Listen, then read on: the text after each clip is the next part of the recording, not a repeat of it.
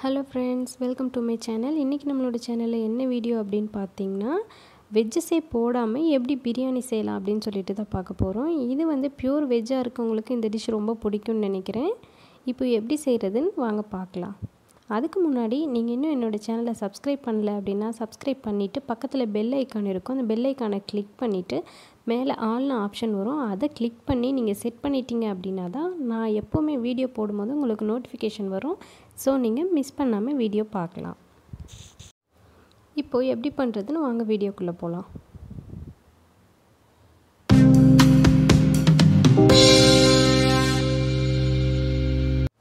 இன்றைக்கி நான் வந்துட்டு குக்கரில் தான் செய்ய போகிறேன். ஆனால் வந்துட்டு விசில் போடாமல் அப்படியே தான் செய்ய போகிறேன்.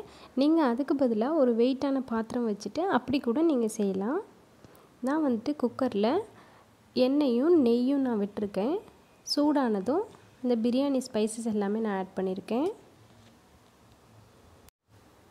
அது பொரிஞ்சு வந்த உடனே பெரிய வெங்காயமும் பச்சை மிளகாயும் நீளமாக கட் பண்ணி வச்சுருக்கேன். அதை ஆட் பண்ணிக்கிறேன்.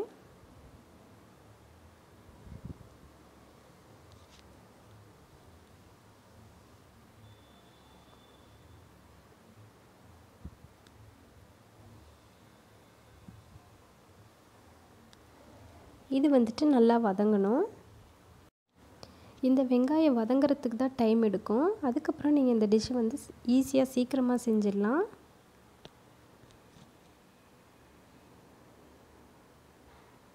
இந்த வெங்காயம் வதங்கிறதுக்கே உங்களுக்கு பார்த்திங்கன்னா 10 நிமிஷம் போல் டைம் எடுக்கும்.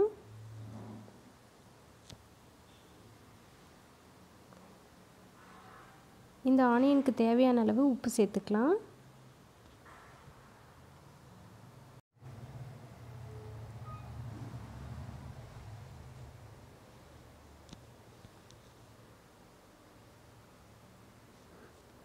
பாருங்கள், நல்லா வதங்கிருச்சு. இப்போது கலரே பாருங்கள் மாறி இருக்கு. இப்போது இஞ்சி பூண்டு விழுது ஆட் பண்ணிக்கலாம்.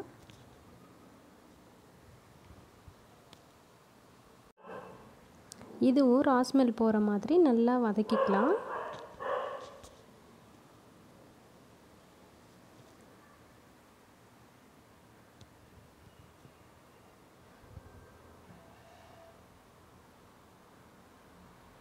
இப்போது பொடியாக கட் பண்ணி வச்சுருக்க தக்காளி ஆட் பண்ணிக்கலாம்.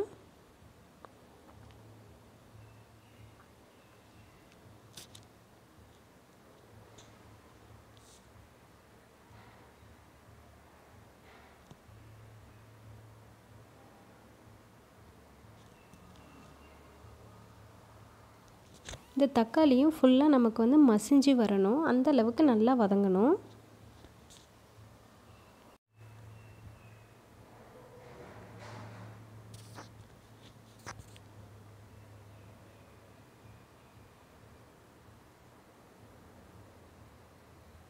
பாருங்கள், நல்லா வதங்கிருச்சு.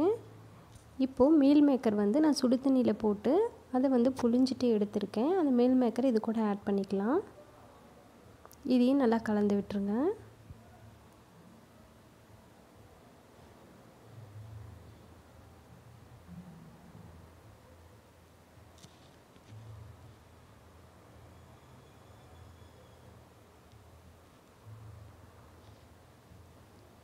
இப்போது அது கூட கொஞ்சமாக சில்லி பவுடர், கரம் மசாலா, பிரியாணி மசாலா இது 3 சேர்த்துட்டு மிக்ஸ் பண்ணிக்கலாம்.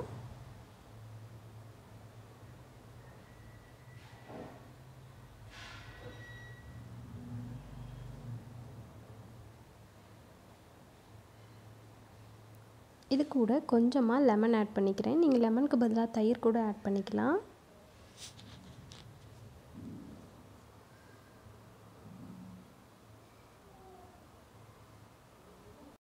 அந்த மசாலா வாசனை போகிற மாதிரி ஒரு 2 நிமிஷம் மட்டும் வதக்குனிங்கன்னா போதும்.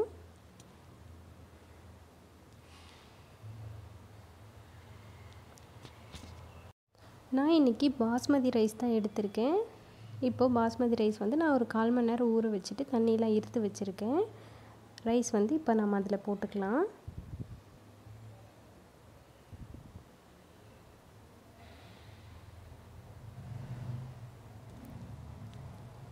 போட்டுட்டு அது கூட ஒரே ஒரு ஸ்பூன் மட்டும் ஆயில் இல்லாட்டி கீ இருந்தால் கீயும் ஆட் பண்ணிக்கலாம். பண்ணிவிட்டு ஒரு தடவை கிளறி விட்டுருங்க. அரிசி உடஞ்சிராமல் கிளறுங்க.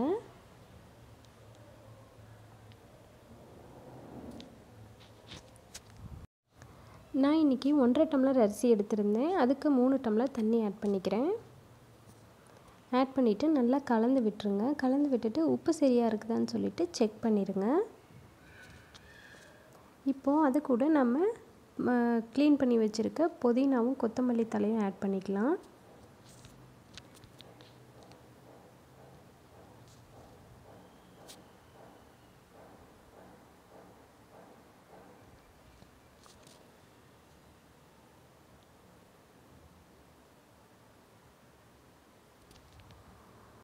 இது கொதிக்க ஆரம்பிக்கட்டும். இப்படி இந்த ஸ்டேஜுக்கு வந்த உடனே தான் நம்ம வந்து குக்கர் மூடி போட்டு நம்ம மூடி வைக்கணும். அதுக்கு முன்னாடியே நம்ம மூடி வைக்கக்கூடாது. பாருங்கள், நான் விசில் எடுத்துகிட்டு தான் நான் மூடி வைக்கிறேன்.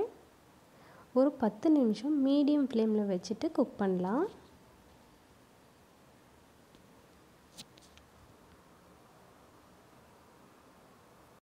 பாருங்கள், 10 நிமிஷம் ஆயிடுச்சு. நான் இப்போ ஓப்பன் பண்ணுறேன்.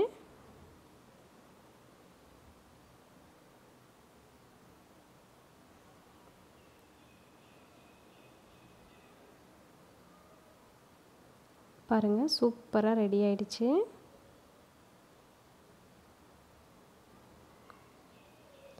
இப்போது இதை வந்து நம்ம அப்படியே திரும்பவும் மூடி ஒரு 5 நிமிஷம் நம்ம வச்சிடலாம். ஏன்னா இது வந்து தம் போடுற மாதிரின்னு வச்சுக்கோங்களேன். அதனால் 5 நிமிஷம் மூடி வச்சதுக்கப்புறமா இங்கே பாருங்கள், எடுத்து நான் இப்போ வேறு ஒரு பாத்திரத்தில் நான் மாற்றிக்கிறேன்.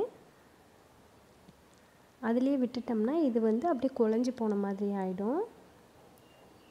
பாருங்கள், எப்படி எவ்வளோ நீளமாக எப்படி வெந்து சூப்பராக ரெடி ஆகிடுச்சு. கண்டிப்பாக உங்களுக்கு இந்த வீடியோ பிடிச்சிருக்குன்னு நினைக்கிறேன். இப்போ நம்ம பிளேட் போட்டு ஒரு 5 நிமிஷம் நம்ம மூடி வச்சிடலாம்.